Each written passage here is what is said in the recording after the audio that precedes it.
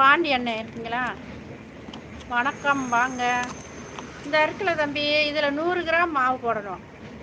100 gram மாவுனா பச்சரிசி மாவு அது ஒரு 100 கிராம்.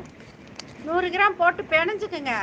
நான் பக்கத்தில் இருந்தால் கரெக்டாக சொல்லி கொடுத்துடலாம். பிணைஞ்சிட்டு இது நல்ல எண்ணெயை காய வச்சு.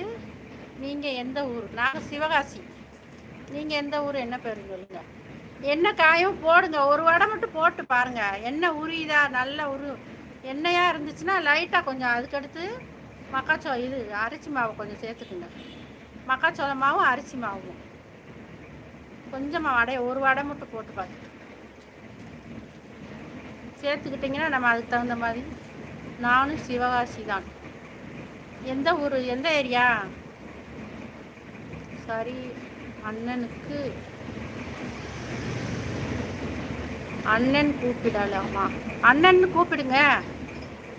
அண்ணன் கூப்பிடுங்க. எனக்கு வயசு கூட நான் தம்பின்னு கூப்பிட்றேன். உங்களுக்கு கம்மியாக இருந்தால் அண்ணன் கூப்பிடுங்க.